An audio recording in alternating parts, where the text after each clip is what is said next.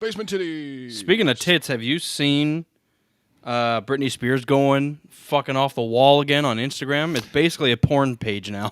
Yeah, we watched that documentary finally, and Nina started following her on Instagram, and she just pulls her phone open every once in a while. She's like, "Look, Britney Spears is naked."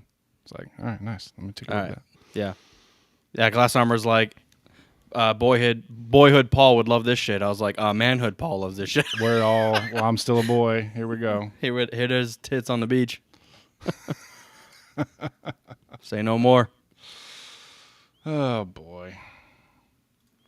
Let me send this to. This is Buddy Podcast. Eat. This is butt hate chest.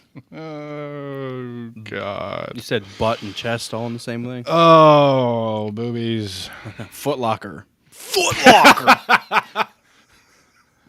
That's how we're opening this shit up. Footlocker. All right, let's start this for real. Hold, please. Oh, we have music again. Good day, Galaxy. Rogue Squadron back at it again. I'm Mopar. I'm Commander Cody. It is Wednesday, March 2nd. We're coming at you late, but we're coming at you nonetheless. We're coming regardless. You better get ready. Oh, shit. Can't stop coming. The Batman comes out this week. Yes. The Batman. Dude, I'm excited. The Batman. That, you know what, I always say it like the Dark Knight Joker. The Batman. But he says the. Yeah, it's cool. Oh, yeah. There hasn't been a Batman film called The Batman before, so I'm looking forward to that. I don't know why. I don't know if it'll change anything. I don't know if it has anything to do with the story or the quality of the movie, but I'm here for it. Yeah. Shinobi, welcome back. We will not be talking about Boba Fett today. I during my normal work shit, there's a couple nerds, and I stopped into one of their ordinances today, and we shot the shit about Boba Fett, and they are two huge, not only Mandalorian fans, but Boba Fett in particular. Yeah. Even before the show, and they're like, "Dude, what did you think? I fucking loved it." I was like, "God, good. I wish I did." But so it's nice to see that, like, people are like, "I don't care if it's shitty." Get out of here. No, you know what I mean. It's I do cool know what you mean. Because I did want to like it. It's just, so many things came up, and I was like, "Oh, no, you're losing now," and then I was gone. Yeah, now, it's a weird one. I am excited to rewatch it, kind of in more of a condensed version instead of waiting a week in between episodes. So maybe that'll smoothen things out. Maybe that'll smooth things out. Smoothing. Yeah, man. I like when people like things. That's all I'm interested in. I just like when people are enjoying content that gets put out.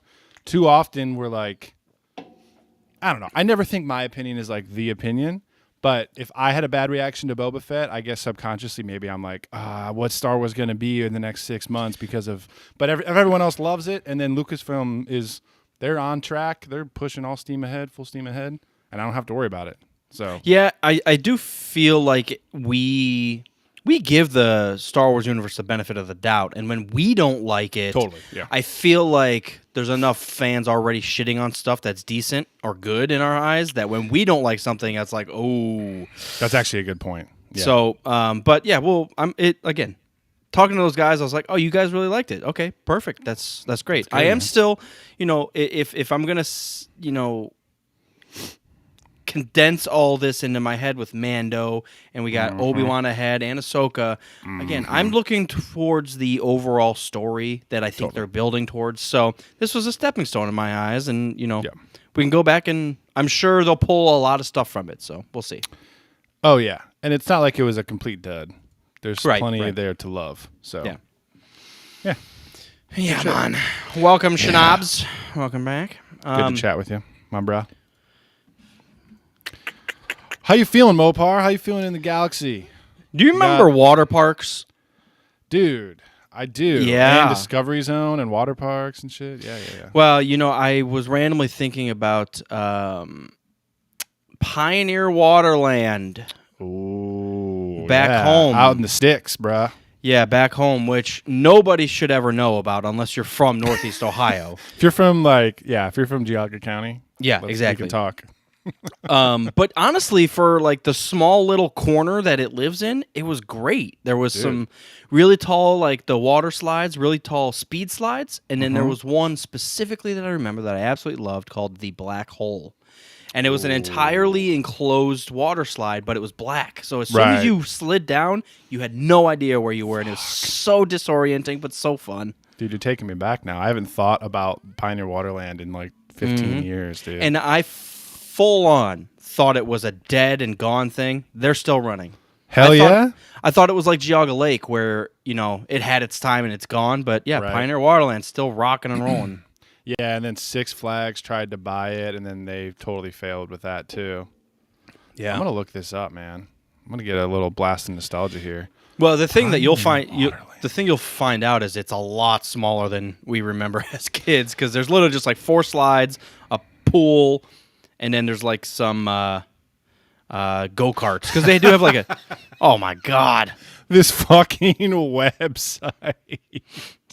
That's awesome. If you're not watching, just go to pioneerwaterland.com and someone's goddamn middle schooler built this as a project during summer camp. I think we did that in 8th grade. I might have built this website when I was 10. Yeah, paddle boats. It's got the normal stuff. The lazy river where you just lay in a fucking inner tube and you float down the river. You got some water slides. There's like bumper boats. If I think I remember. So it's basically bumper cars but in water. I dig it, man. But yeah, it's a fun let's go out for 5 hours, slide around, splash around, and then go fucking home. So yeah, it was fun, man, and it was like. Yeah, easy, not a lot of people, cheap, because it's not like you're going to Cedar Point, Right. It's in Chardon, like, come on. Yeah. Those speed slides, man. They always creeped me out as a kid, but I was a daredevil. Well, okay. I was a scaredy cat really early on, and then I just hit an age where I was like a fuck it button, and I did everything. Now I'm going back towards like... Scaredy cat? Yeah, I... Like the first roller coaster I rode in my life, I hated. And then, the next 30 I loved. And now I'm back on that I've seen too many people fly off those fucking things. And I don't trust the maintenance teams. So I'm not doing it. I've only really ever been to Cedar Point and Kings Island. And I feel like those are pretty well respected and locked down places. Yeah. I would never and have never gone on a carny ride at like a fair. Oh, Fuck I that, have. dude. The zipper. Holy shit, don't ever go on a zipper. Is that like, I've been on, okay, I take that back. Maybe I've been on like the Scrambler or something. Yeah, Scramblers are classic. But anything that goes upside down, when it's like a traveling fair ride, no. The zipper spins like on 4 different axes. So it's like a, just picture like a big stick, and the stick's twirling. But on that stick, you have a zip up and down that you're attached to. So you're going up and down the stick as the stick's twirling. And then you are on a hinge as well. So it's like there's 3 different ways you're twirling. My God. And now I'm into that for the thrill, but I just don't trust those rides. No way. But yeah, I'll go on everything at Cedar Point for sure. No problem. Yeah, you probably started becoming a daredevil because we started watching like Jackass and shit. We're like, yeah, fuck it. Let's do it. Yeah, I don't know. That's definitely had a big impact on our lives. Seen too many news articles. Hey, 3 more people killed. Roller coaster explodes. It's like explodes. Cart falls off Top Thrill Dragster. The Empire invades Cedar Point. Yeah, I Force Lightning shuts down the Top Thrill Dragster yet again. I was even the last time we went to Kings Island. Like some of those rides, it gets me, like I'll enjoy it 90% of the time, but then that 10% I was like, a little, is this supposed to do this? Is it supposed to sound like this? But that's what they want you to feel. Yeah. That's all part of the experience, yeah. True. Daco, Ethan, Tommy Boy, welcome. The fuck was I just about to say? Oh yeah, back to Pioneer Waterland real quick. So the speed slides were the most fun, and until I went on one for the first time, I had this irrational fear in my head that because it was so steep that I was just going to fly forward. Like gravity was not gonna stick me to that slide for some reason, and I was so scared of it. And then I went on it. I was like, all right, this is my favorite. Yeah. No, I agree. And even knowing that like it's like physically, like I didn't know physics, I hadn't like taken physically physics impossible. Yet. I couldn't take physics. It's still like I see people like jump and they bounce, and I'm like, fuck that. I'm not bouncing off something that's almost up and down. Yeah, that's scary. I'm not doing it. A good kind of scary. But the other thing, like water park, you know what sparked all this was I saw a picture of. You know what we rewound. You know what initiated this conversation was I saw a picture of a water park with the big bucket that like dumps water and it like flows down, knocks kids over and drowns a couple pets. Well, also shout out to water park episodes in TV shows. I feel like those are always fun. Eastbound and Down had a water park episode. It was particularly hilarious. And then Always Sunny had a good one. Yeah, water park episode. So, I remember shouts out. You, me, and our buddy Eric went to a water park because your cousin got us in for a promo. Yeah. I remember that. It was like the opening of it, so they needed kids having fun to like take pictures of kids having fun, and totally. It was a good time. It was a good time. I know. Were you going to tell? Do you remember what you did? I jumped in a pool that wasn't open yet. I don't fucking know. Yeah, there was like one half of it was not open yet, and there was a pool that was totally blocked off with a rope and everything. They literally just said, "Guys, don't jump in this pool." And our buddy Eric was like, "Hey, Paul, I'll give you $10 if you jump in there." And without even thinking, I was already in the water, under the rope, jump in the pool. Hilarious, dude. Yeah, that was fun, man. That was a briefly after you got your Xbox. So really? That whole little period of my life was like Mech Assault, water park. My God, Mech Assault. Fusion Frenzy, Mech Assault, Halo, yeah. Classic. Mech Assault's throwing me back because that was like a new level. Mm-hmm. Just a new type of game. Like it's all third-person shooting, but they still make that franchise? I think so. Well, it's you play Titanfall now. That's the big mechs. There was another one for PlayStation that one of my buddies had where you basically built your mech from the ground up and you got to customize it. So you could do like tank treads or wheels or walking. Like you customize like every piece of it. I can't remember the fucking name of it though. If anyone knows what I'm talking about, it was older. It was for PS1. It was like Twisted Metal days. It was that era. Oh, interesting. Yeah. Armored Core. Dude. You found it? Shinobi, yes. Coming in fucking strong with Armored Core. I'll have to watch a playthrough of that, man. That's a throwback. That's awesome. I just obviously Googled Mech Assault. So I definitely had that first game, which was Xbox only. Mm-hmm.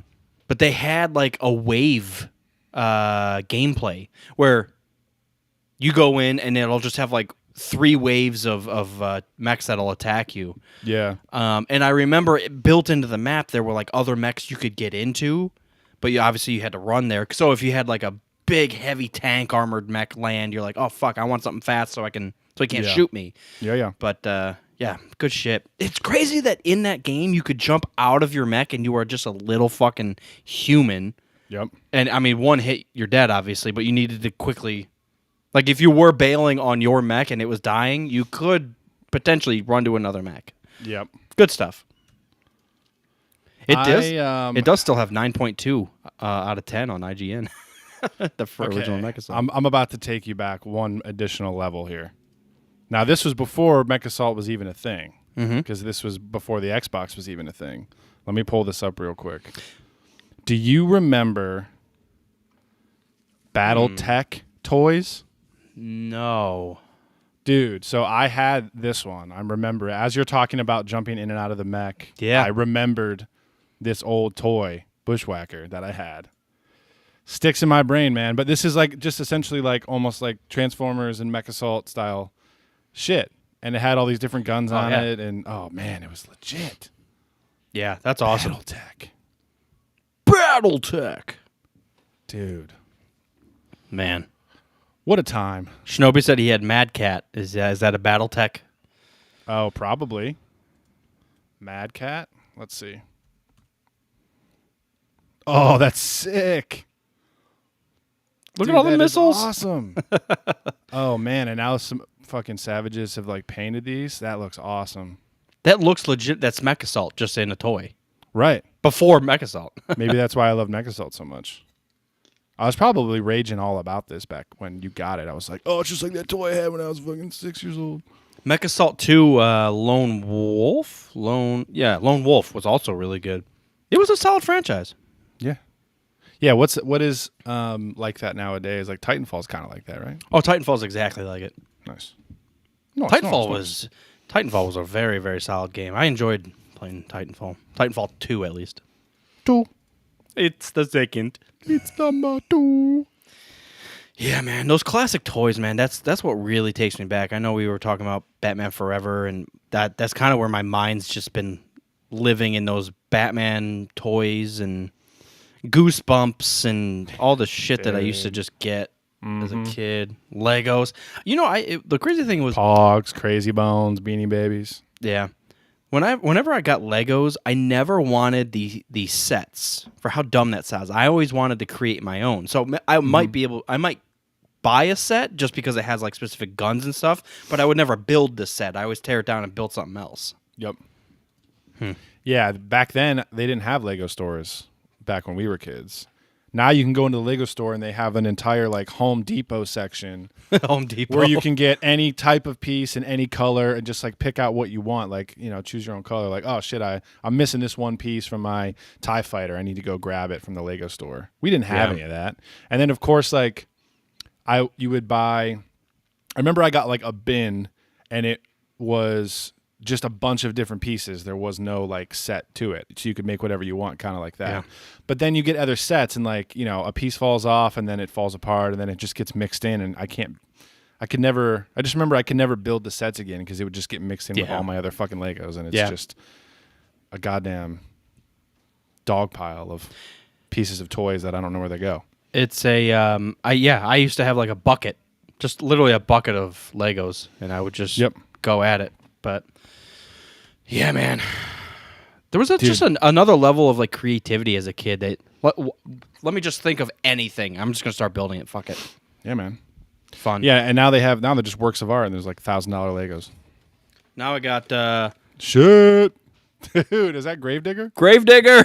Hell yeah, man. Yeah. That's awesome. I bought this like 3 months ago and I still haven't put it together, but dude, they have everything with Lego now. They have Mopar Legos. Yeah, I saw a Charger one, yeah. Yeah. Dude. Yeah, man. Wow. Though this one's literally not only just a Lego, it's a toy that you can like pull back and it'll run forward. Oh, hell yeah, man. It's the future, guys. It's the future and the past in the same package. That's what that's all we want. So, yeah. I want enough of my childhood and enough of something new. I tell you what, my mind is spinning whenever I start thinking of like our generation and how we're all starting to make like good money and how much money we would spend on nostalgic stuff. So my mind goes into like, what could we create that 30-somethings would just dump money into?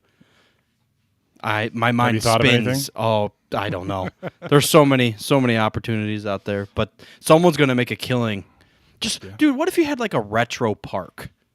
Like you went back and it was just Nickelodeon on the televisions, and you could go into some of like Nickelodeon studios, or you know, there's Lego areas, or there's my mind goes giant Beanie Babies. Giant Beanie Babies that are maybe we found something. Maybe a giant giant Beanie Baby bag. A bean bag Beanie Baby chair. For bitches. For butts. Yeah, I don't know, man. Well, there's I don't know about toys, but I know for as far as content goes, everyone has already figured that out, and all the content that is getting made now is for us to take our kids because we loved it when we were kids. Right. Well, there was also just fine. like good I'll stuff. Eat that right up. Good stuff. Power Ranger toys. Yeah, the OG Zords. I had the original Zord. Yeah. Megazord. Dude, what a Christmas morning. Yeah. Holy shit! I can't Yeah. believe I can't believe it was like. It felt so unattainable as a kid. It's like you get toys like 4 times a year, and I was like, "This is 5 toys that become one giant toy. There's no way I'm going to get 5 toys at once." And yeah, that Christmas was just lit. Everybody knows how balls deep I was in Transformers. I loved the Beast Wars, and every year, I remember one specific year, I just asked for money, and I got like $100. So we went to Toys R Us, and I literally spent $100 on only Transformers. My mom's like, "Is that are you sure you want to spend all of your money?" And I'm just like, I got like 6 guys, and I'm like, "Yes, I'm fucking doing this right now." Fuck yeah, Mom. I got like the Optimus Prime, which was $50 by itself, and I was like, I don't give a shit. I got this. Gotta do it, dude. Gotta Savage. fucking do it. Well, actually, last time I was home, we were watching some old home videos, and it was a Christmas one.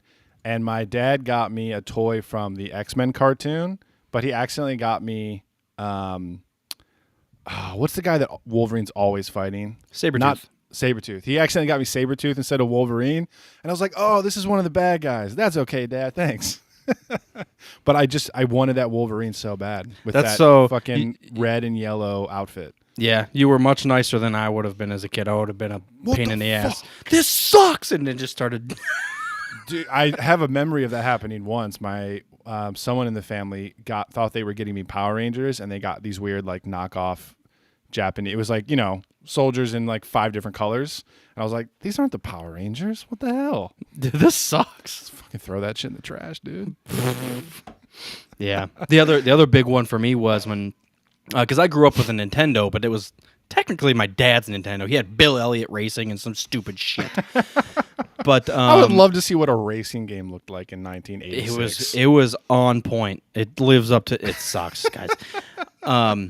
But yeah, the day I got my Sega Genesis, that was like groundbreaking for me. Dude. Groundbreaking, because that just opened me up to Sonic and all those other games, and I was like, I can't handle this. So many options, dude. Yeah, because now at that point I had access to all 3 of the classic Marios, and I opened Pandora's box of all the Sonics and Sonic and Knuckles and Sonic 2 and all this shit, and I was like, Super Nintendo and Sega was a good generation of games. Now I'm probably just saying that because I'm a kid, or because that's when I was a kid, is what I mean. No, they were solid games, though. There was a lot of terrible games. There was a lot of bullshit, but there's still bullshit nowadays. It was cheap to make games back then, so they were just throwing everything at the wall. They didn't. Yeah, there was no regulation. They're like, oh yeah, it's expensive to make games now, and they're still just throwing everything at the wall, true. or not making the games correctly. Yeah. Well, look what Activision just got bought for. Whichever one. It was like, oh Jesus. No wonder they're throwing shit at the wall. Yeah, dude. When that popped up and we mentioned it, and you said, think about how Star Wars just went for $4 billion. Mm-hmm. And Activision was like 60. I was like, holy shit. Star Wars is worth a lot less than I thought. And then we looked up, I think a couple hundred episodes ago, like the most best-selling franchises, considering everything, shows, movies, merch, whatever. Mm-hmm. And it's Pokemon. It's Pokemon, which has only been around for 25 years, right? Well, just the amount of options, because yeah. I mean, I guess I kind of understand, because video games, you're literally creating a software, so it can just be mass. Once you create it, just send it the fuck out, and you can download it for free. There's no physical. Well, anymore, you don't even have to have physical copies. So you're getting $60 a pop, and they're doing like a game a year, and they always do 2 games at once. So some people buy both. Yeah. You're doing $60 to $80 a pop, and there's no overhead, physical overhead. I mean, I know there's so much time and money spent creating the game, but you can update it as you go. Man, it's such a fluid process now. It's crazy. We're talking about like PS1 and shit here in the chat. Daco says we had some rollerblade and bike game on PS1. Dude, I think I know what you're talking about. It was was it Too Extreme? Is that what you're thinking of? You could pick between like rollerblades, BMX, and skateboarding. And it wasn't like as advanced as Tony Hawk where there was a bunch of tricks and shit. It was mostly like races. But you could like swap between those things. But yeah. Oh my God. Too Extreme has a IGN rating of 2.2 out of 10. It was not, looking back, it probably wasn't very good, but I was obsessed with that for a while. That and then Road Rash was like, Road Rash. Road Rage? Road Rash does not, now that I'm thinking about it, doesn't sound very good. Shinobi says with the PS1, Tekken and Ridge Racer. Tekken, my God. I was so bad at Tekken, and I was just like a palm button smasher. I wouldn't even use my fingers. I would just fucking smash the buttons. I had no idea what I was doing. It is Road Rash, yeah. It was on the PC, and it was started in 1991 was the first one. I think I had Road Rash too. Speaking of random video games on the PC, did you ever get that Chex Quest game? Yeah, I played it constantly. I had that all fucking day, dude. It was like one of the greatest games I've ever played. Dude, can you imagine these days getting a box of Cheerios and it comes with a fucking Xbox game? Like, that shit does not happen anymore. Yeah. Dude, I just got cereal and it came with a fucking free video game. That was amazing. And it wasn't like a terrible video game. Like it was like it was Doom? Quake and Doom. Yeah. Yeah, it was that engine, but yeah, so they just made little green blobs as your enemies and you upgraded your guns as you went through and you zapped them to death. Like it was like holy milk shit. At aliens, dude. Shooting milk, bro. It's fucking crazy. Lots of good shit from back in the day. We could go on and on.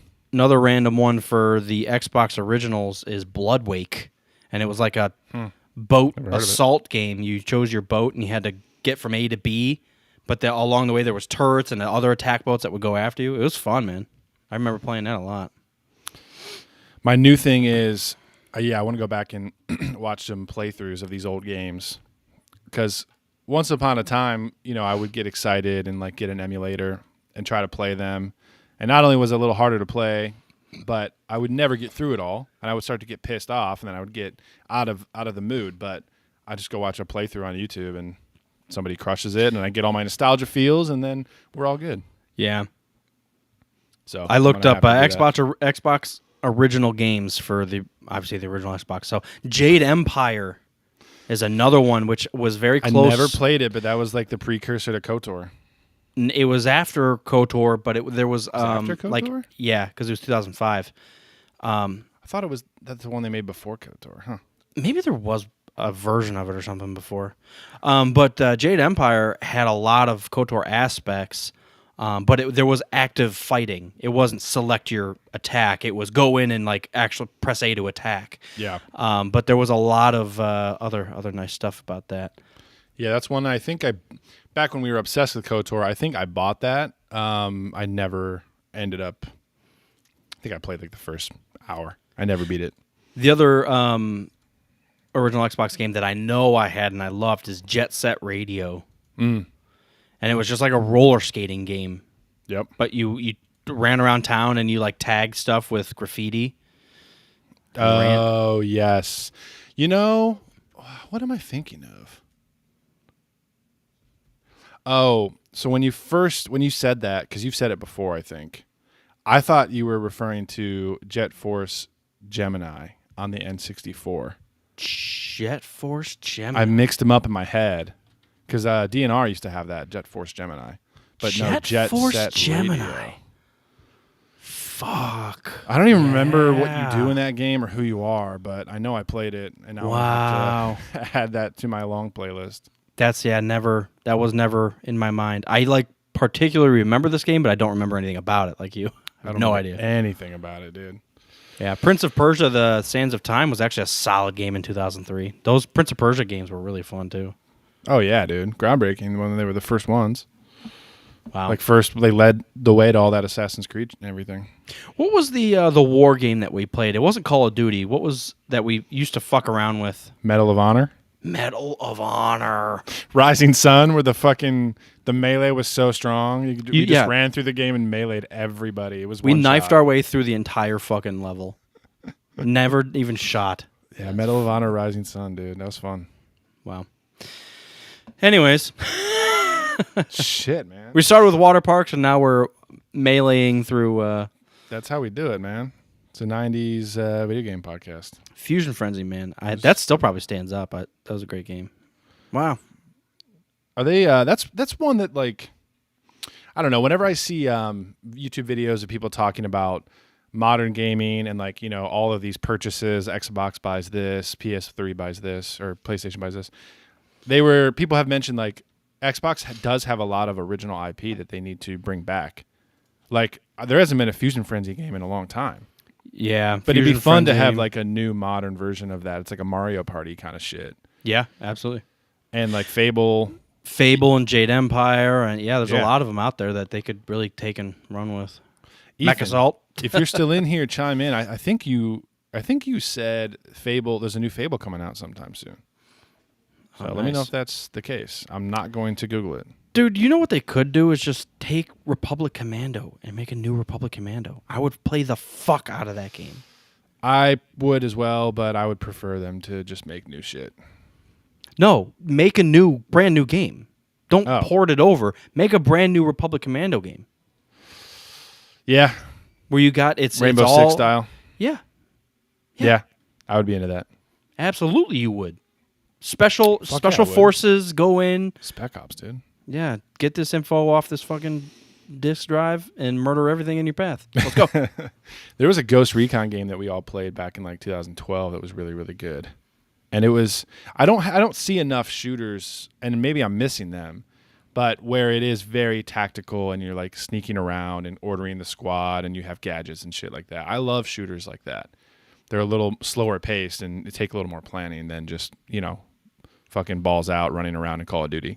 Mm-hmm. So if there's any new shooters like that you guys are aware of, let me know. I haven't touched Rainbow Six in a while, so maybe there is a new Rainbow Six. Yeah. Yes. So look at that.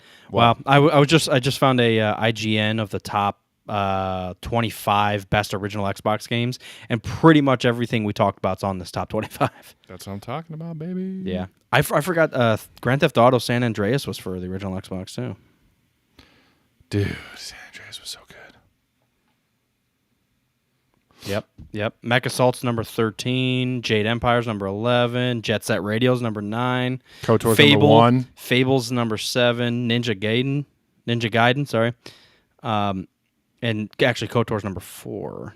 What's number 1? Above KOTOR is Tom Clancy's Splinter Cell Chaos Theory, Halo 2, and Halo 1. Oh, okay. That makes sense. I'll accept that. I have no problem with that. Understandable. Yeah, Splinter Cell, dude. I forgot about that too. Fuck. There's just too much, man. Good stuff. Too many things. Battlefield has to be up there too. The original Battlefield, even though it's clunky and doesn't live up, because they are, especially the original one, because it's a little slow. But man, it was groundbreaking for the open Battlefield style. Ooh, yeah, so fun. Yeah. And then Battlefront, obviously. On the gaming talk. We're gonna start talking about gaming now. Well, we're gonna move it to modern shit a little bit more. Let's do it. But you haven't played Elden Ring yet. No, not yet. I'm looking forward for you to jump into that. I've been playing it with Ethan and Tommy Boy. It's good shit, man. Is there co-op, or are you just kind of... Yep. Oh, there is. It's just like Dark Souls. Yeah. Oh, okay. Cool. Yeah. It's like all the best elements of all of the Dark Souls games are in this, plus open world. And they did it. They made it happen. And everything is just outrageously huge. Dude, I've been seeing... The scale is just insane. Yeah. And it always has been in those games, but it's even the fact that this is open world, it's even crazier. Yeah. I sent you guys that video of the guy was attacking a bear and finally killed it, and then he turned and there was a bear 10 times the size like swiping at him. He's like, "Oh shit." Did. That's how those games are, man. I love it. So it's been fun. I'm only like 6 hours in, but I'm digging it. Been a fan of Souls for a while, so I hope you dive in and enjoy it. I will indeed. Mm-hmm. Okay, that's done with the gaming news because I'm tired of that. Why? Because you haven't been able to game this week, so you don't want to talk about it anymore? The only thing I've done was I actually booted up Contra 2. Contra 2. I never played 2 or 3. Super Contra. Super Contra. It's hard, man. They're all hard. They're all fucking hard, and you got to basically memorize the maps or the, Yeah. Or otherwise you're gonna die because it's one hit you're dead, and you only get fucking 3 hits out of the entire fucking game, and it's game over. So fuck you. It's the original Dark Souls. Good luck. And there's just shit. If you don't memorize the map, there's shit everywhere. And I'm not joking. And the second one's, I mean, understandably, it's harder than the first one. Of course, I'm so used to the first one, I can just fly through it. But the second one, like, it gets to a point where I'm shooting the entire fucking time. Right. And it gets to a point where I jump and all around me is already blasts, and there's guys under me. So I'm like, where the fuck do I go? I'm shooting as much and as fast as possible, and I still can't. They didn't give a fuck back then. They're like, dude, good for you. Good for you, and good luck, and fuck off. Man, yeah. Yeah, games used to be tough, man. I never played those. Yeah. Moving on to a little bit of Star Wars news, the Star Wars hotel reviews have begun to pour in as the hotel opened at the beginning of this month. So we are a full day in. I haven't. Now, I think Turkey Sandwich shared a few snaps in the group chat on WhatsApp, but I have not really dove into this yet. So I haven't really seen much, and I haven't heard much. And the initial reactions a couple months ago were really bad. So, from our point of view, the media launch stuff looked terrible. So I did read up on an article on some reviews, and it said for the most part it's decent. Good reviews, nothing terrible. But they did say there were some like glaring red flags at least. And one of the quotes from like a YouTuber was quote, Disney went all in on an experience that seemingly puts only the wealthiest guests inside a windowless bunker for 2 days. And it's like, you don't really think about that because they can't have a window. So what they do is have a screen that looks like I did space. think about that. Yeah. And I was just wondering if it was going to be done well enough that you wouldn't notice. Yeah. If everyone feels claustrophobic. Yeah. So what I've heard is even though the rooms have a queen bed and there's 2 bunk beds and a pull-out bed, and potentially you could put 5 adults in there, what I've heard is even with only 3 adults, it's cramped as shit in those rooms. Ugh. And it's like, you know what? What experience do you want? Because I feel in my head, on a Starfighter, it's not going to be fucking lavish. So you either fucking deal with the small rooms. It's like right. You're like role playing or you're not. Right. You're right. And they're so immersive. Like you're in a Starfighter. Like fuck you, sleep on the floor. I don't care. But then again, you're spending $5,000 for 2 adults, and it's like I do kind of want some room. And it's 2 nights. It's only 2 nights. It's $5,000. For $6,000, you can do 3 adults and 2 kids. So you're spending $2,500 a night potentially just for like you and a friend. You could take your entire extended family to Galaxy's Edge and stay in an Airbnb for that much. Dude, yeah, you could go overseas easily. $5,000 will get you to like Paris that's crazy. For a week. See, I think that is, regardless of the quality of the place and the experience and the immersion, that is really fucking frustrating. Because I guess when they announced this back like 2 or 3 years ago, when they also did it at Galaxy's Edge, I guess I was kind of envisioning like multiple levels. Yeah, like you can buy like a normal night at a hotel and it's a Star Wars themed hotel, and maybe you don't get to like role play or anything, but you at least get to experience it. And then you could go up from there, and then just like a regular hotel, you got fucking suites at the top and regular ass rooms at the bottom. But the fact that it's like 2 nights and there's only those 3 options is, I don't know. I guess if they're doing like a story and a whole scenario, they kind of have to control it that tightly. And that's what it sounds like. And the other thing that I've heard that is somewhat of a red flag, that everything is controlled story-wise through an app on your phone. Of course. So some of the complaints were, I paid for an immersive experience and I spend 50% of the time staring at my phone. Yep. And it's like, it was like a good idea. It was a good idea because you can go around and do whatever story you want, but you're still staring at your phone and not being. Yeah.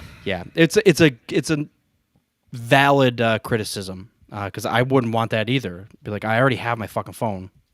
I can read stories anytime, but I can fucking watch Star Wars on my phone. Oh, yeah. What if? Yeah. But yeah, not everything's bad. Not everything's bad, but yeah, for the price, I'm never gonna go. Fuck that. And there are certain things that I would shell out for. But that is too much. And Yeah. with all the reviews, it makes it even less likely. Like if it was, this is the ultimate Star Wars experience in the entire world. It's the best thing that Star Wars fans could ever go to. That might tempt me. Like, yeah, we'll fucking save up and splurge on it. But nah, dude, not the way it is now. Yeah. But again, until you go, who knows? I think the best thing they could have done for marketing is like pick a dozen like YouTubers or influencers or something and just let them. That's what they did. Oh, okay, they did? Okay, good. Yeah, that's where the windowless bunker quote came from. Okay. Well, you know, it sometimes backfires, I guess. But at least they're honest, right? Yeah, it's kind of that balance of what did you expect a Star Cruiser to feel like? Right. Like it's almost like from a certain point of view, it's like sleeping on a submarine. Like submarine. You can't go outside. Right. Like you're in space. So it's literally like being in a submarine. Like it's not like you're staying at the goddamn animal kingdom, you know? Goddamn animal kingdom, man. The goddamn animals. Running around. There they got the kingdom, man. Come on. Shinobi said he had a buddy that went, and he said he loved it. So the other thing, the other feedback that I've heard was you have to be an extrovert. If you are an introvert, don't go. Because it like goddamn forces actors you. are going to be coming up and talking to you and shit. I'm not into that, really. And I have heard that the actors were actually a highlight of it. So the people that will walk you through all the story that's good. were good. Which, you know, from a Disney point of view, it's like, okay, obviously, that better be. Yeah. And clips that any clip I see from Galaxy's Edge is usually like the actors kind of being highlighted as, you know, fitting right into the universe. Yeah. The immersion is important. Yeah. So, I mean, I'm interested to see other reviews, but you know, right off the bat, it's like obvious stuff. But we'll see if normal people ever get to go. Because $5,000, I'm gonna go ahead and pass. I've got other things I'd like to spend $5,000 on. Fuck that. I'm a big fan, but not that I'm way too frugal for that shit. I am not spending fucking $5,000 for that. Impossible. It's the price of a car. You could get a still operative car. Subaru. Yeah. Subaru. You can get an old Corolla for that much. Yeah, you can. Not too old. Yeah. I do want to go to Galaxy's Edge, though. I don't know what is happening with Celebration. I've marked it off in my head, to be honest, because I don't expect to go at this point because I don't. We haven't heard any fucking thing. I know. So There's it's been no like, updates. am I going to start planning for this shit and then going to have to cancel all this shit? And then I know. So at this point, it's kind of out of my mind, out of sight, out of mind. So it's like, if anyone's listening and does have some info, let us know. I mean, last I heard, they contacted everyone who like kept their tickets. They changed the dates to May. I mean, it's 2 months away, and they haven't said anything about it, you know, being pushed back or not going through. So I think it's still happening, but they haven't like reopened ticket sales. The media badge application stuff hasn't come through yet. Like all of those details haven't really come in. I've been checking the site like once a week. yeah, I probably wouldn't be able to go anyways because the kid's birthday's in May and we're going out of state in May. So yeah, I'll be sad about it. yeah, you know, of course, the 1 year that it's like in nice. Well, I mean, our Orlando trip was fine. was climate-wise was really nice. Yeah. Well, even the Chicago one, that worked out perfectly with our It snowed room. one day, but Yeah, but we were within walking distance of the fucking place, so yeah. can't ask. Now for I more. was just looking forward to the convention center is right across the street from Disney, basically. So it was going to be nice to just, you know, Galaxy's Edge and convention like side by side, but if it ain't going to work, it ain't going to work. I wonder how much money they make off that stuff because a lot of times when you put events together like that, it actually costs Right, or more money to break even. Yeah, but it's the hype, it's the planting the seeds, it's the Right. you know the reveals and all that shit. Because by the time you pay all the actors to come out and all the setup and audio and planning and all this shit, yeah. you're like, you're in the hole a fuck ton, bro. There was a lot of good stuff though in Chicago. I mean, we saw the episode 9 trailer premiere. They had a panel about The Mandalorian before that came out, giving us the scoop and everything.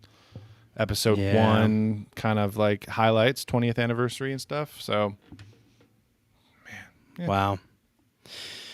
We'll see. But at the end of the day, and I think we said this exact same thing, is like we were trying to watch the episode 9 trailer premiere, and there were so many people that we couldn't really see or hear, and then it's on YouTube in 30 seconds anyways. It's literally, as they hit play in the convention hall, they're putting publish on YouTube. Yeah, but the difference is you're watching it next to a Wampa. Yeah, and Princess Leia in the slave outfit, and a drunk Wookiee. That is a big part of it. But honestly, then you get to spend like $300 on toys and stuff like that. Oh, sure. So we'll see. Shinobi said he's going to go to Vegas instead. Dude, let's do that, man. Let's do that. Do it. Let's just do our own Star Wars thing in like Colorado. It's always nice in Colorado. Dude, actually, that's a great idea. Let's plan it for the same time as Celebration, and we'll just have like a giant screen TV running like the Star Wars YouTube channel, whatever. So as soon as a new trailer drops or new news updates, that will we'll be seeing everything like right away in real time, and save our money and just fucking chill and hang out. Just be a bunch of horny robots. They're droids, boss. They're called droids. Bunch of horny robots. That sounds fun. We'll see. What do you think about it? We'll see. Yeah, it all depends on the timing again, because we'll be out and about in May, dude. Plus, dude, it's the kid. It's the kid's birthday. We're going out of state for that to see the in-laws, and it's our anniversary. Everything happens in May, so it's a good month. May the 4th, Kenobi. Jack in a Box. That's a stacked month for you guys. There hasn't been anything new on Kenobi, right? just that poster. How are we 2 months away with no trailer? How did we get through the fucking Super Bowl without anything? Dude, I was holding hope and fucking was watching it with friends, and I was like, I'm just here to watch the new Star Wars trailer. And then commercial after commercial goes by, and I'm like, don't worry, they're saving it for the end. And then you get to the fucking very last bit of the game, and then they start promoting the Olympics. I'm like, fuck. Well, at least I saw Doctor Strange and Batman. I guess that's fine. Star Wars reportedly de-aging Hayden for the Obi-Wan Kenobi. Okay, that's understandable. It's gotta be a flashback then. True. I like flashbacks in Star Wars. I like it. I didn't, but I think now that it's becoming a thing, I'm warming up to it. I think Liam Neeson is coming back as Qui-Gon in Kenobi. That was definitely on the wish list. Force Ghost fucking Qui-Gon Jinn. Now, could you imagine? Has it been written? I'm looking on. That would be like a surprise. Well, I don't know. Oh, this is all speculation. Yeah, rumors that he might be. Well, if we're gonna go rumors, we can throw everything in there. I mean, you think they'll recreate the mall? Sure. You think they'll recreate the mall scene from Rebels in live action? I truly hope so. Because I think that's something that cool. Having it overlap and having two versions of it, but just do the exact same thing, fucking beautiful. It's such a good scene that I'd like to see it play out in live action. It'd be interesting if it opens with like Darth Maul sending out probe droids and shit. It's back on Tatooine. You know, it's a good point that as I was having these conversations about Boba Fett today at work. One of the guys had like Clone Wars posters up in his fucking cubicle, and I was talking to him. I was like, "What's your thoughts?" Because he even had High Republic poster, and I was like, "So you've read some of the new stuff, and what's your thoughts about all this?" And he's like, "The downfall is that there's no lightsaber fights anymore." And I was like, "Yeah, okay." And he's like, "Outside of the new films, there's no Sith, so it's just Jedi with sticks, and they're like defending themselves against." Like droids or like pirates and you're like, I was like, yeah, I think we're going to be Obi-Wan better whip out that fucking lightsaber at some point. That's all I'll say. That's where I'm so interested to see what they're going to do. That's why I want a fucking teaser so we can get geeked about it. They're probably just so up against the wire on deadlines, and they're probably still fucking making tweaks to that shit. Do we know the timeline? Between 3 and 4, that's all we know. Could we see a young Luke? Now that they've fixed it in Mando and Boba, I think definitely. No, not that old young. I'm talking like a 10-year-old. Oh, yeah, like a kid. Luke. Totally, yeah. Maybe they'll de-age Jake Lloyd to be... Have to get rid of the face tattoos that he's got now, I think. I don't know what he's got. A lot of crack residue. How are you going to de-age Anakin Skywalker to become Luke's... Dude, they're supposed to be related, man. They got to share to some be. genetics and shit. That's awesome. Yeah, they could do anything. Now that they got that tech a little more locked down, yeah, they totally could. Mm-hmm. Maybe that's what they're casting Sebastian Stan for, to play, 12-year-old Luke Skywalker. His goddamn moisture farm. Qui-Gon Force Ghost will be a hella treat. I don't know how many times we've talked about our favorite Jedi, but I probably almost every single time I've said Qui-Gon. So seeing him back in any capacity would be awesome. Yeah, I'd like to see some type of lightsaber duel, a Force Ghost. Because you think about like the mental strain that Obi-Wan Kenobi's under. Basically, all his friends and family were just murdered by his best friend. Mm-hmm. And he's partly responsible. And he's partly responsible, but I know he probably, the character probably blames himself. He's not. But we all know it's anymore. not his fault. It's Qui-Gon's fault. Well, let's just take it all the way back. It's Dooku's fault. Well, no, it's Yoda's fault. No, it's Sidious. It's Rico Lay. Rico Lay, yeah. Rico Lay. If the fucking shield generator had never been hit. If he knew how to fucking fly, they would have never ended up on Tatooine. If he couldn't get through that blockade of 2 ships, he would have. Come on.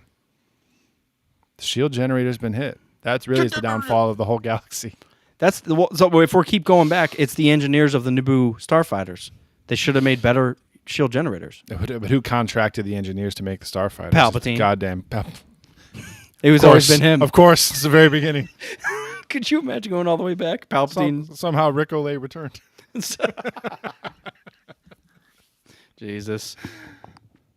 I like Rick Olay. He's a good fuck guy. it. He's a good fuck it guy. I don't think I've ever seen a Rick Olay cosplay at Celebration. I would like a picture with that. That would be a good one. He always stuck out. I think when I was that young, I didn't catch a lot of the lore and the names from the movie, but we had that card game, so I did know everyone's name. And I remember I had a Rick Olay card and like a new Naboo Starfighter card, and that's where I pull a lot of those memories from. It's that goddamn Decipher card game. That and the pod racer pilots and the pod racers themselves. Yep. It's like I knew who Giscano was because I got him in my fucking card game, bro. E.B. Endicott, I don't think he's even in the movie. Ord Mandel. In the game. Let's go. Dud Bolt. Let's to get it. Malister. Malister. Man, I might need to get back into the prequels here. I might be in a prequel mood. I've been feeling it. I've leading been up to Kenobi, especially. True. I've been in a episode 8 mood. I just haven't sat down. I haven't sat down and watched it for a minute. I like hearing that. Yeah, you haven't. It's been a minute, hasn't it? Yeah. It's been a minute since I've watched any of them. I think actually the most recent one I watched like episode 5, and I just kind of put it on. Yeah, episode 8's been a while, and I know there's so many high points in that film that I'd love to rewatch it. But. Mm-hmm. You just skip through. Oh, right here. Shinobi, breaking news. Kathleen Kennedy said that there will be a rematch between Kenobi and Vader, and that it will be the rematch of the century. Get your tickets today on getfucked.org.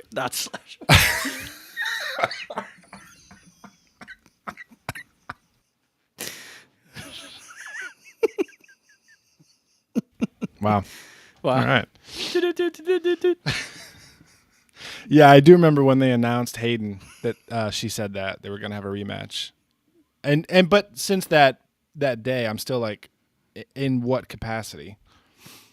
It's the way that they retcon things that is, they're walking on a tightrope. It's either going to be fucking great or everyone's going to be like, what? Their rematch was in episode 4. How are you going to replace that? So I'm curious to see what they'll do. I'm fucking down for it. That's what I've always wanted to see. Because it's that tweak of what something means. I haven't. That's a feeling I haven't felt since last week. Now we're referencing. No, because there's a 19 year period. I know.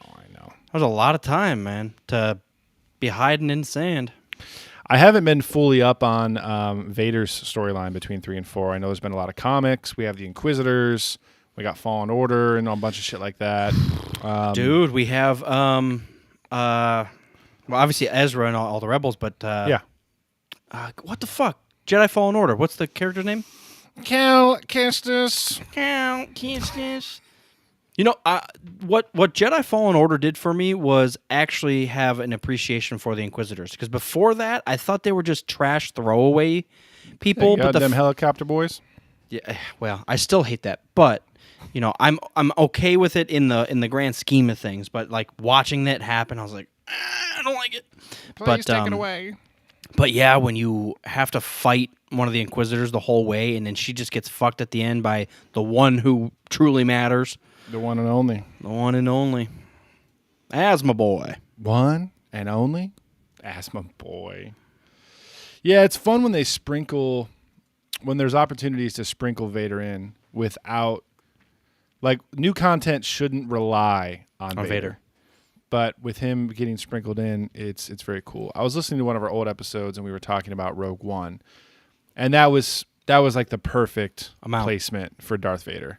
It's like you don't even really know he's going to be there until halfway through, and it's not about him. They did spend a lot of time on the new characters and the plot of this movie, and then he is just like icing on the cake. That's the best way to do it. It makes character sense.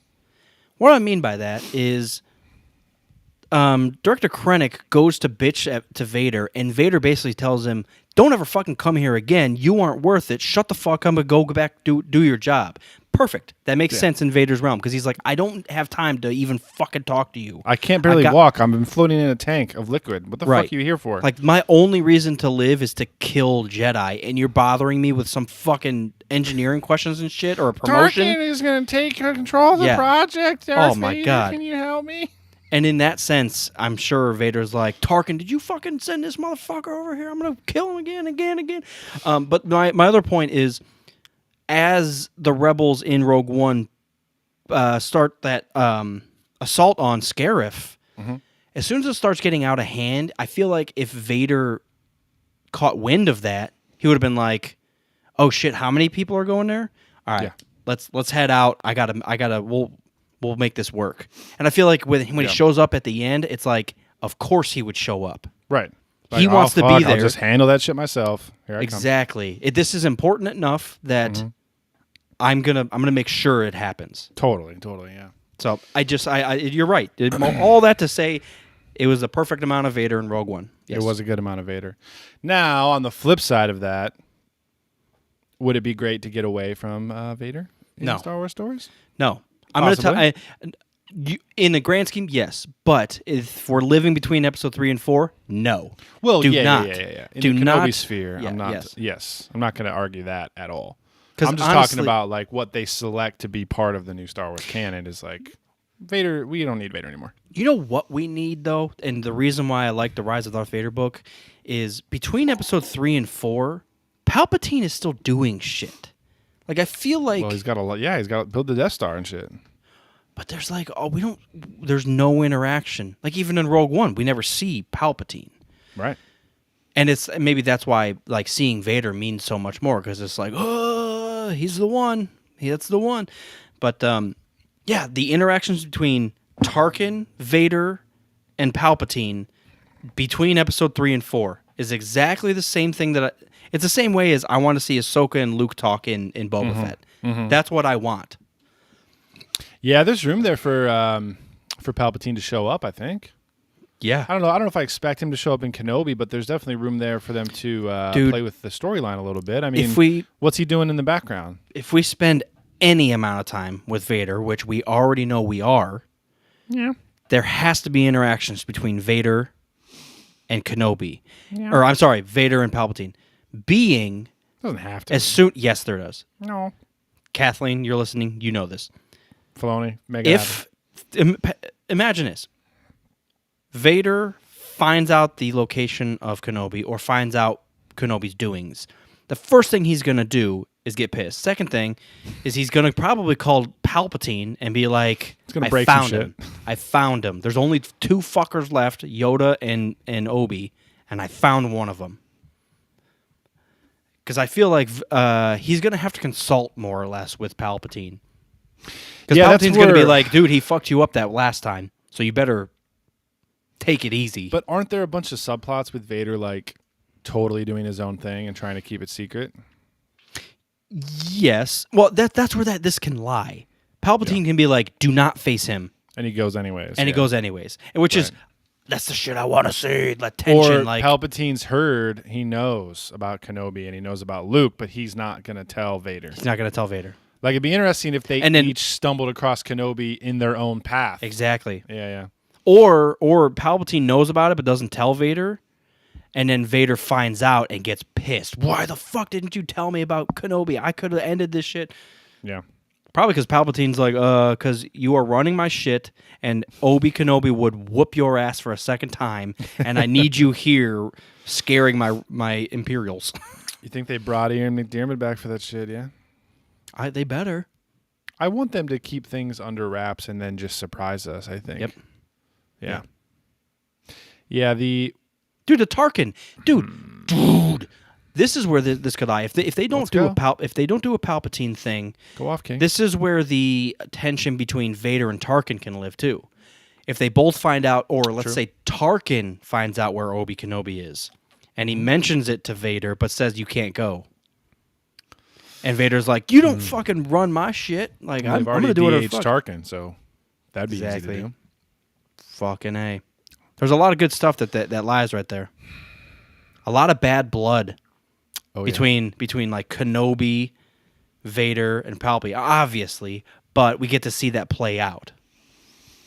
I'm so excited to see you and Arnold back. Yeah. Dude. Evan McChicken.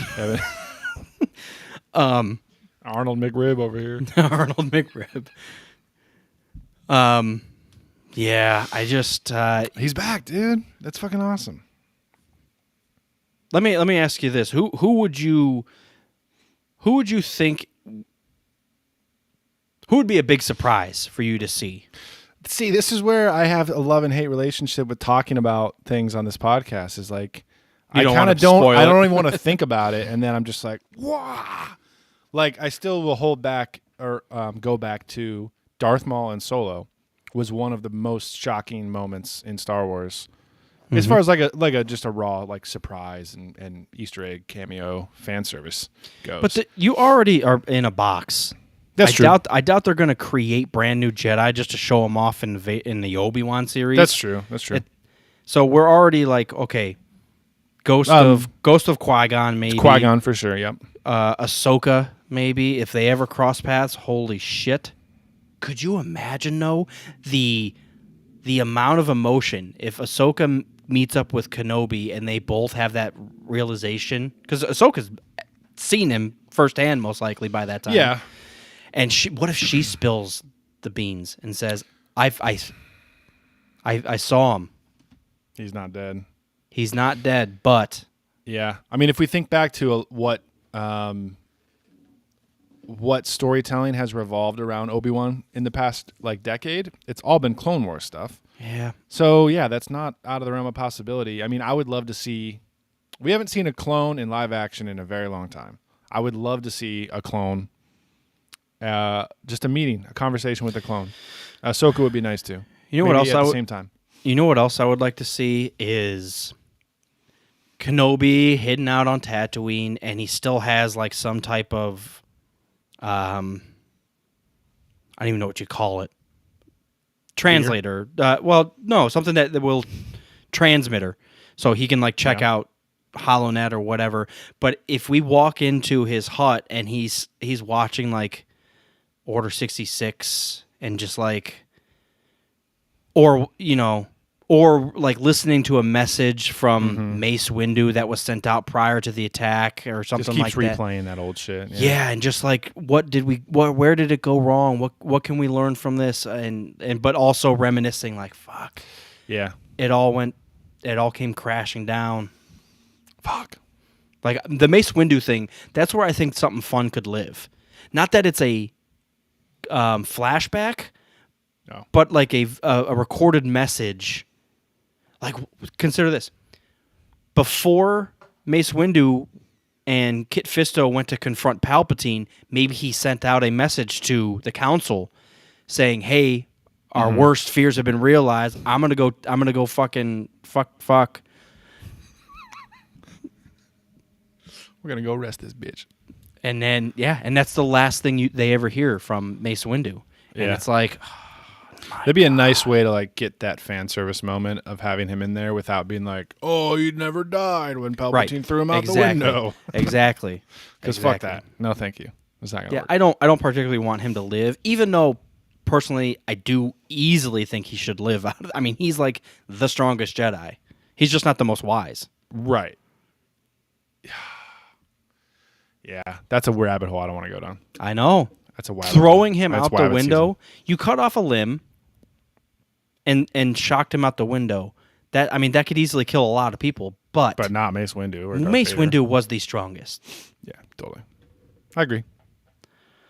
Oh man, lots of potentials, man. Again, I can't believe we don't have a teaser. Fucking think about this. I don't care what anybody says. I personally think toe to toe, Mace could have beaten Palpatine. Now, regardless if you think Palpatine lost on purpose, how do we always come back to this scene? I just in my mind think that Palpatine hadn't walked in. Palpatine was truly outmatched. He had actually underestimated Mace. But part of Palpatine's strength is not just in combat; it's in all of his goddamn scheming. So he's not outmatched. It's his From voice. A certain point of view. No. Right. No. Remember how many times we used to like pause the DVD and go frame by frame to see that psycho face of his? Dude, he is just on another level with those facial gestures in episode 3. It starts right away and it's ridiculous. That's one of those lightsaber battles that never really gets brought up, but it's truly, you can see the violence and also like the dance part of it between Palpy and Mace, because it's really slow and not like attack filled, but it's very precise, and like footwork is really important, and like it's so fun to watch, but it's so short. I wish it was longer. That's a good point. Yeah, whenever I think of favorite lightsaber duels, that's never in the running. You know what? I just don't think of it. Yeah. You know what? Another one that never gets brought up that I actually do really like is Episode 3, Anakin versus Dooku, because it only lasts like 10 seconds, but man, that 10 seconds is fucking filled with a lot of fun shit. Dude, I'll never get tired of Dooku lightsaber duels. I would like to just sit and watch Episode 2, Dooku versus Obi and Anakin again. I might just sit down and watch Episode 2, actually. Just watch Episode 3 and get it over with. Nah, dude, I got, we just talked about goddamn toys and Power Rangers and shit. I do have nostalgia for Episode 2. So. I understand. Yes, I would like to view it again. All right, well, we're a month and a half away from. We're 2 days away from. Technically. 2.5 months, sorry. Technically, the Batman releases today. 7 p.m. Oh, yeah, because all right these now. Goddamn early releases, yeah. Yeah, are you going to catch it this weekend? Probably not. It's probably not. It's tough with the kid, man. The other thing is, unfortunately, I'm fucking pissed. Oh. Spider-Man got pushed back a fucking again. For the digital? Yes, and it won't release until the end of the fucking month because they're still. The end of March, Jesus. They're still. And it's out of theaters now, right? No, I doubt it. I bet that's why. They're still pumping money in. Oh, well, just go to the theater. I know. Just do a double back-to-back, goddamn, and watch Spider-Man and Batman at the same time. That was one of the most savage things I've ever done in my life. Is I watched episode 7, and then I went right back in and watched episode 7 in 3D. I watched back to back. I do remember that. By myself. I was out of awesome. town, and I was like, you know what? I gotta watch it again. I love it. Sometimes you get into the goddamn universe, man. That was the only- What was your most viewed of all the new Star Wars movies? Was it that one? 7? In theaters? Yeah. Yeah, I saw it 4 times. I think it was Last Jedi for me, actually. I saw Last Jedi, I think, 3 times. I know. The Force Awakens was the only film I have ever seen. Well, any Star Wars film that I've ever seen in 3D, though. Yeah, I remember they were going to do that whole yeah. that whole run. They were going to bring back episodes 1 through 6 in 3D, but they did episode 1 and it tanked and they stopped. Why did it tank? I have no idea. This was like 2008. Yeah, I remember us. No, that was later than that because the podcast was going. No. We had talked about it on the show, but this was before he sold Star Wars. It was 2008, 2010, something like that. But yeah, 4 times, baby. Yep, that's my max. maybe that's what I'll do. Is I need to just power through the sequels again. And I'll start with The Force Awakens because that always gets me in the mood. And then 8 has been on the list for a while anyways. And maybe if I watch it consecutively, I'll enjoy 9 even better. But Yeah. 9 has so many good things. There's just a lot of bad things too. Got to take the good with the bad sometimes. No, it's man. I still appreciate 9 a lot. They really pushed. It feels expanded universe, and I never thought they would do that. So. Yeah. 100%. It's fun, man. I think I'll go back to prequel era myself. Just get ready for Kenobes. The Goonies dagger is the issue. That's one of the worst decisions. It's a weird plot decision. You didn't need it. And that opens a whole goddamn path of why is the Death Star wreckage on a different planet? That doesn't make any sense to me. It never has, and I don't understand. Is it not another moon of Yavin? Or where were they? Endor? I don't think so. I think it's the forest moon of Endor. So I don't know. Shinobi would know. Now I'm confused. Is Endor the planet or the moon? Forest moon of Endor. Endor is the planet. Endor is the planet. So what's the moon called? Forest moon? Well, I don't know what the name is. Endor. Sometimes they just number them. It'll be like Endor 3 or whatever. Oh, okay. So. Oh wow! Shinobi said he saw the Phantom Menace 6 times in theaters. Wow. I don't remember. That was early on in my career of loving Star Wars. No idea. So I probably saw it twice. I'm not even sure I saw it in theaters because I remember I bought the VHS and I waited in line for the fucking VHS. Because I was a savage. Was. Water slides and VHS, man. Water slides and VHS. What a time. All right. That's what I'm going to do. I'm going to do a 90s theme park. You'll be able to go into a Blockbuster. You'll be able to play Pogs on a corner. There'll be a Chuck E. Cheese. Even Hugs, Juices. Hugs, Juices, and Capri Suns. Totally. You can... Rectangle pizza. Rectangle. Dude. That tastes so much better when it's a parallelogram. You got some rhombus slices over here. Yeah, rhombus slices. No, we do. Oh, yeah. Yeah. I'll join your park venture. Yeah. Or we'll just do a monthly subscription just like Disney Plus. Perfect. $12 a month whether you come or not. Yeah. Show up, bitch. Oh yeah, there's going to be laser tag in one section of the park. There's going to be Oh yeah. Dude, I've been wanting to do laser tag or something similar. Yeah. For a while. Maybe not laser tag. Maybe something more like paintball or something. I've been wanting to kind of do that. But there's some people take paintball really seriously, and I don't know. We'd have to do a beginner's course. Well, I would want to. Yeah, I want to be with someone that takes it way too seriously for 2 days, and then I'm like, all right, I'm done with this. I wanted to get it out of my system. Pretend I was in Call of Duty for a couple hours. Yeah, but I wonder if there's fun tactic setups that you walk in and there's things that pop up. You got to shoot them, and yeah, or you play capture the flag 4-on-4 or something. We must get to this footlocker. Sniper, get down. Sniper. Good day. So, all right, everyone, go see the Batman. Hope you all enjoy it. We'll be talking about it hopefully next episode if we have a chance to see it. Yeah. Makes it a little more tougher with kiddos. But also, in the lead up to the Batman, is a good time to go back and check out our fanboy commentary for all of the 90s Batman films. Those are my favorite commentaries. Enjoy it. Those are my favorite commentaries that we've done. The Star Wars ones are classic, but my God, Batman is so ridiculous that we... it's good. Especially good the stuff. first one and Batman and Robin are both just fucking Uncle Alfred. choice, dude. Choice. Alfred's an AI in the goddamn computer. What the hell? Dude, she's supposed to be from England. She's like, hey, Alfred. You're like, did you forget? Oh, man. So, yeah, check those out in the meantime. I don't think there's a movie audio version of those. So if that's something that you want, patrons, let me know. And we could probably get that up there. But, yeah, they're fun by themselves. Or sync it up to the movie. Do a little marathon. Watch all those 90s Batman films. Jesus, have a hell of a weekend for that. Just get blasted, and we'll talk about, Colgate and the Colgate. Joker and shit. So, yeah, check those out. And, yeah, hopefully we'll catch the flick this weekend. Looking forward to it. Good day. Bye, guys. We appreciate it. You lose. Oh, wow. That was actually kind of fun. You lose.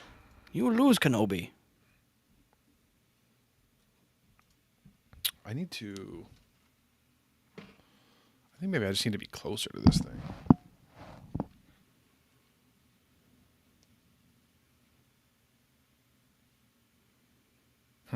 I don't know. The light's bothering me because it's like so fucking bright.